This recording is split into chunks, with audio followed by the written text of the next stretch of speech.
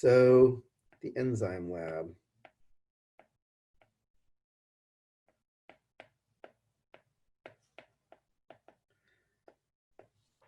And I will begin by saying that this lab happens to be probably the one that gives students the most trouble of all the labs. Conceptually, there's a lot going on. The actual technique that we're going to use to actually measure things is kind of complex, and the way we're actually going to measure the dependent variable is kind of a little more roundabout and requires different steps. So for today, I want to just lay out the basic the basic objective, the whole point of the lab, and give you enough information that you can craft a well thought out hypothesis. Next week, I'll talk much more about the data analysis and how we're actually going to go about, doing and analyzing doing the experiment, analyzing the data, and figuring out whether the data supports our hypothesis or not. So here we're going to go. So basically, enzymes.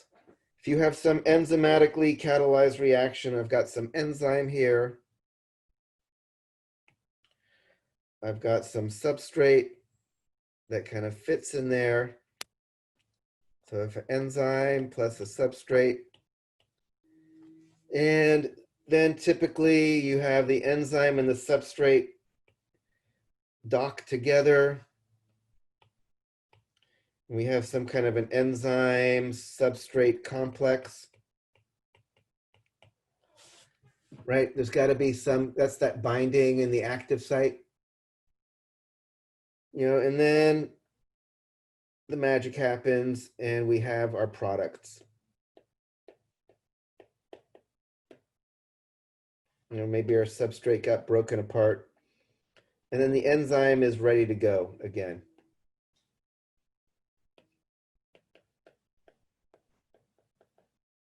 So this is the basic, this should not be a surprise to you. This is this basic enzymatically catalyzed reaction. And I did talk about how most reactions go both ways. However, if the products disappear, then it's pretty much like one way. In the one we're going to be looking at, the product is going to be bubbles of oxygen gas, which go off into the room. So for the most part, we're going to be able to think about it kind of just going this way. So if we're going to study this, we want to, our dependent variable for this,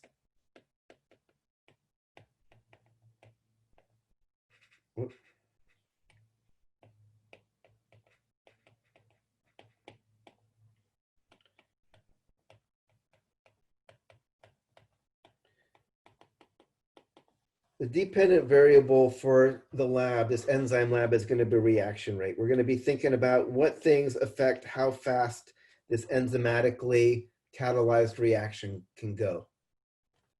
So that is our dependent variable. And what kind of things would affect the rate of a reaction like this? Temperature. Amount of substrate. Concentration. So concentration of what? Substrate. And enzyme. And enzyme. So concentration of substrate or concentration of enzyme, both of those would actually affect this. So the one that we're going to actually look at in today's lab, in this lab, is the concentration of the substrate. So our independent variable is going to be the substrate concentration.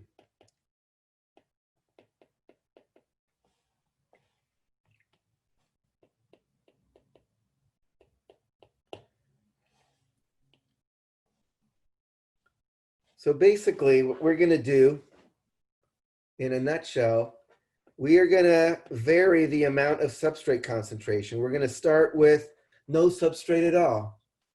Have a low substrate concentration and see how it runs. Have a higher substrate concentration and see how it runs. Have a even higher substrate concentration and run the reaction. And each time we are going to measure how fast is the reaction going. So does that basic idea make sense? You know, for an objective, what would an objective be? If you're just gonna write it, you know, say it in one quick and easy sentence. What is the relationship of substrate concentration on reaction rate? That's it, that's all it is, right? Exactly. Obviously, to do this in a practical way, we need a reaction where we can actually measure this stuff. So the reaction we're gonna use is the breakdown of hydrogen peroxide, which is H2O2.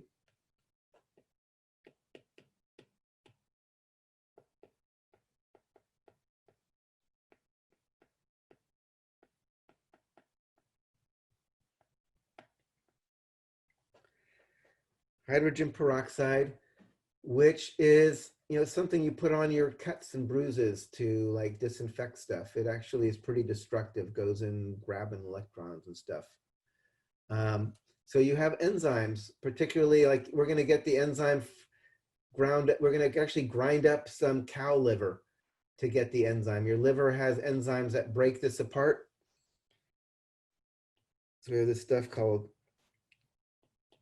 Catalase, which is going to break this apart into H2O plus oxygen gas.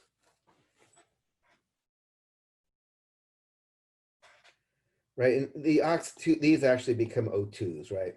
A half of an O2 is a full O2. So this is the reaction. Hydrogen peroxide breaks apart into water and oxygen, and the oxygen is a gas. H2O2 is aqueous. This is a liquid. Actually, obviously, water is aqueous. I mean, has anybody ever? What does hydrogen peroxide look like if it's in a glass? It has bubbles, like small bubbles. It's clear. Clear. But it looks like water. Mm-hmm. As it breaks down, those little bubbles that you're seeing, they are actually some of this breaking down slowly on its own to make these little bubbles, the oxygen. Okay. So as hydrogen peroxide breaks down, it looks like water. Water obviously looks like water, but we know the reaction is happening because all of a sudden we have bubbles, oxygen bubbles forming. So that's going to be our reaction. We're going to take this hydrogen peroxide. As the reaction goes, we're going to be making more and more bubbles. And bubbles take up a lot of volume. You know, remember, a mole of water doesn't take up much volume at all. It fits in your hand. What is a mole of an ideal gas? If I have a mole of oxygen, how much volume does it take? Anyone remember from chemistry? Standard temperature pressure or something like that? So if you have a gas, an ideal gas at standard temperature and pressure, what's its volume?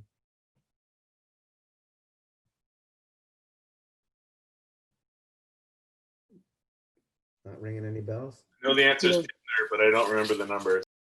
Yeah, I think it's like 22.4 liters.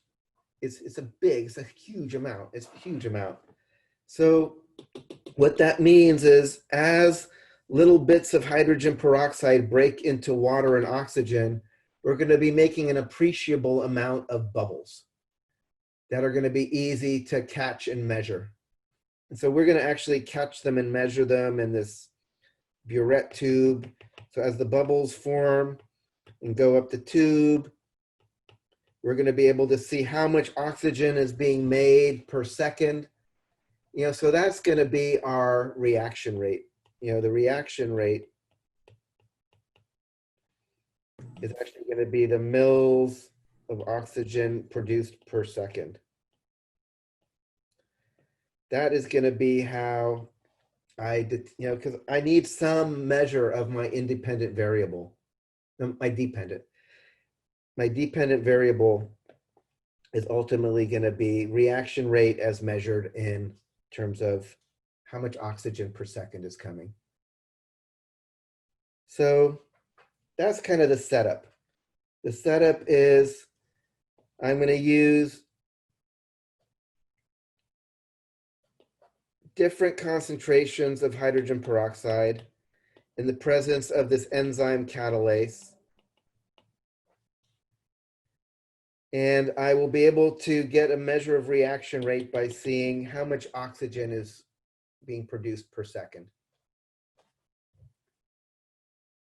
So that's the objective and the kind of experimental, like, kind of setup. What do you think the hypothesis would be for this? The more hydrogen peroxide available, then the faster the reaction rate will go. Right, so that makes sense, right? If I have, so I have like let's say these are going to be my enzymes.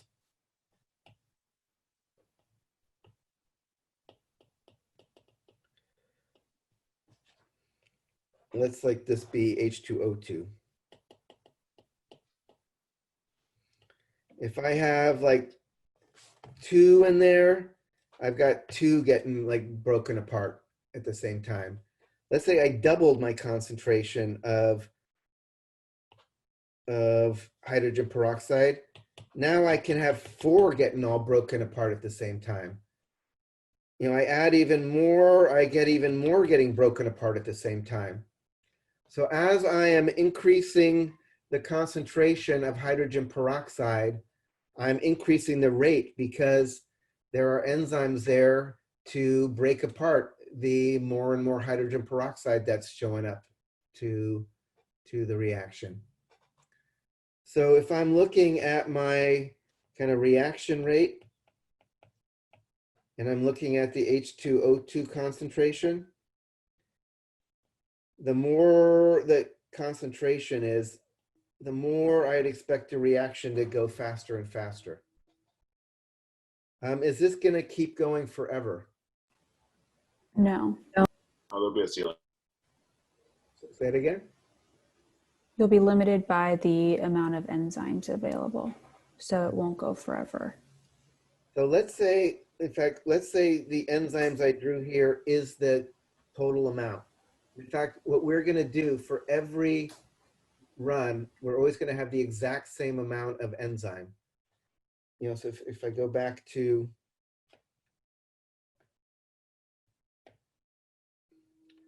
we're going to have a constant amount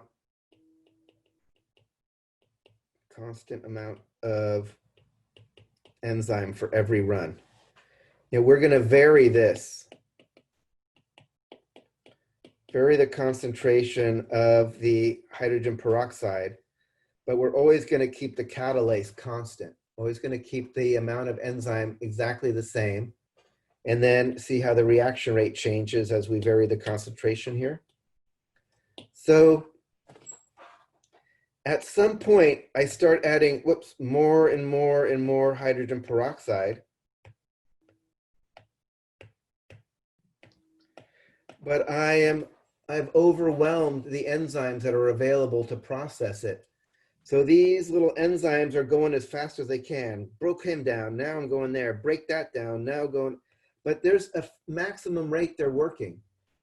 Whatever hydrogen peroxide has not gotten, you know, is kind of waiting in the wings, is kind of waiting until a enzyme has freed up and is ready to go. So we call this, the enzymes are saturated. We say we're at saturation. This is, you know, all enzymes are occupied.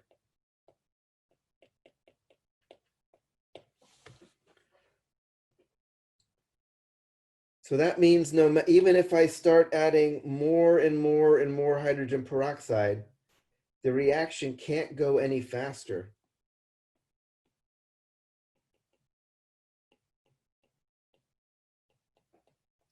So this is kind of this Vmax, maximum reaction rate.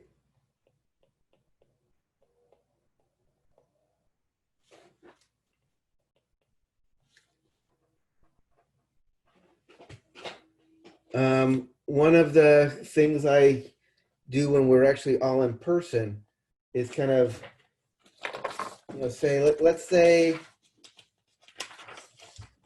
I'm an enzyme and this is my substrate. So whenever I get a piece of paper, I rip it apart. So I can rip paper apart at 1 sheet per second.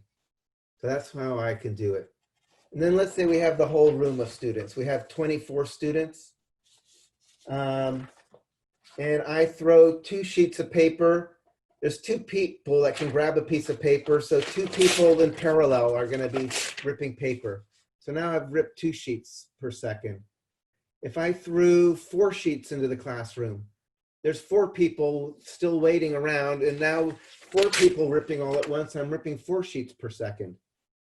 And this will keep going until I've thrown, like, if I throw 24 sheets of paper into the classroom, people can rip up to 24 sheets in parallel all at the same time, 24 sheets per second. But what if I now start adding more and more paper? Let's say I get a forklift and I dump 1,000 sheets of paper into the classroom. It's like there's only 24 students. There's only, each person can rip apart a piece of paper 1 sheet per second. So the maximum that classroom of students can rip is 24 sheets per second, no matter how much substrate, no matter how much paper you've dumped in the room. Eventually you're going to rip it all, but you're going to have to wait around because the maximum rate people are ripping the paper is 24 sheets per second as a class, because that's the number of enzymes that we've got working. Does that make sense? Professor, can we use in our hypothesis that the enzyme, that the rate will be higher if there is a more concentration of the substrate, but depending of the availability of the enzyme? Yes, I think in your hypothesis, you should bring in the idea of saturation. Okay, that's what I was asking. Thank you. Because I forget who was it. Was it Lauren? Somebody. The idea, it does make sense, at least initially, that the more substrate, the higher substrate concentration, the faster the reaction goes. But you also want to make sure you mention in your hypothesis that if we do end up hitting enzyme saturation, we might actually see a point where the reaction kind of hits a maximum rate and does no longer increases and stays at some maximum rate. It's not going to drop down, right? It doesn't slow down, but it just can't get any faster.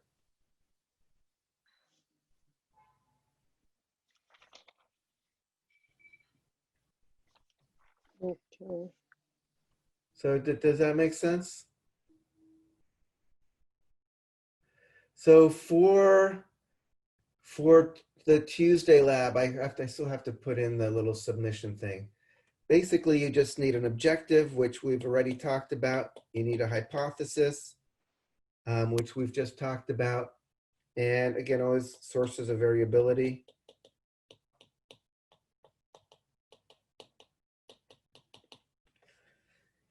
The actual practical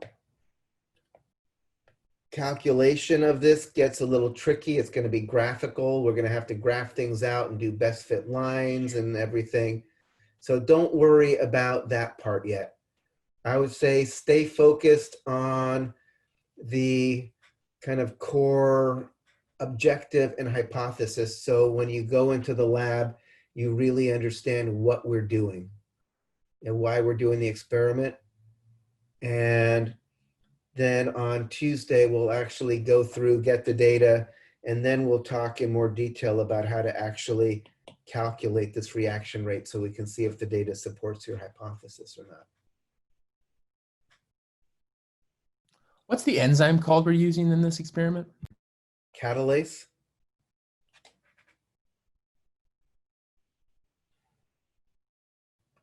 And it's really prevalent in liver, so we're literally going to just, you're going to watch me. I went in this summer with some calf liver and just put it in an osterizer and blended it up. and just made a kind of smoothie out of it. And it works really well at breaking down hydrogen peroxide.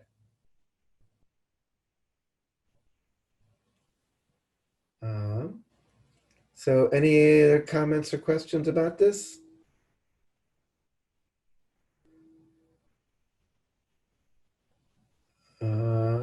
I do have a question. I'm sorry.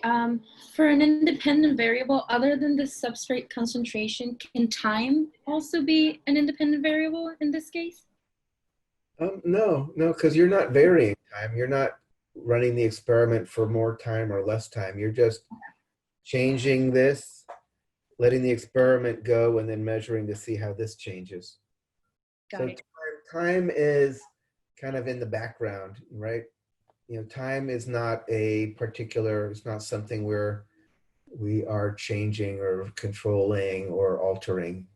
Time is just, you know, flowing, I guess. To calculate the reaction rate, then it's going to be a little different. We're going to have to look at, you know, amount of the volume of bubbles per unit time. So that's going to be a whole other thing. We're going to actually have time versus moles of oxygen and look at the volume at different time. And then we're going to have to draw a line and then calculate the slope. And this is going to actually be our, you know, is the reaction rate. So to actually calculate the reaction rate, then you will be having time as a dependent variable. But for the bigger picture, the stuff I want you to think about right now, time is just kind of running in the back, is, you know, underneath everything. The only thing that we're varying in the big picture is varying amounts of substrate concentration, and then measuring reaction rate to see how reaction rate relates. Always having a constant amount of enzyme, the constant amount of catalase for every run. Yes, we're going to do the same experiment 6 times in a row. We're going to do it with, you know, 0% catalase, sorry, but 0% hydrogen peroxide all the way up to 100% of the 3% hydrogen peroxide. You know, and then, you know, a number of dilutions in between. And then for each of those conditions, measure reaction rate. And ultimately, we'll be able to get some graph of, you know, percent hydrogen peroxide solution. It'll be like 0, 10, actually 20, 40, 60, 80, 100. It's actually, it's percent of a 3% solution. And then this would be reaction rate. This is going to be in mils of O2 per second. You know, and you're going to get, who knows what it's going to look like. It could look like this. If we hit saturation, it might look like that. If we don't hit saturation, what would it look like? Exactly, it would look like this.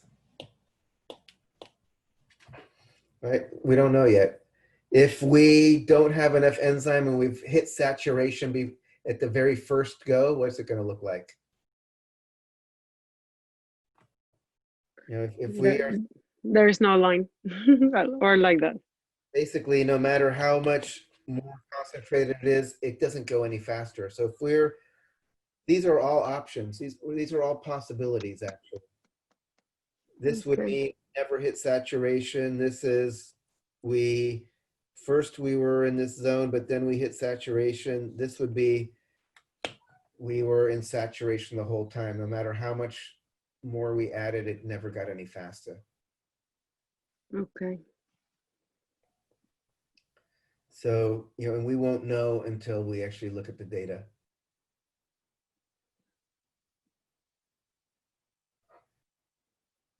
All right. Any other questions? All right, thank you. This has been, it's been a long morning.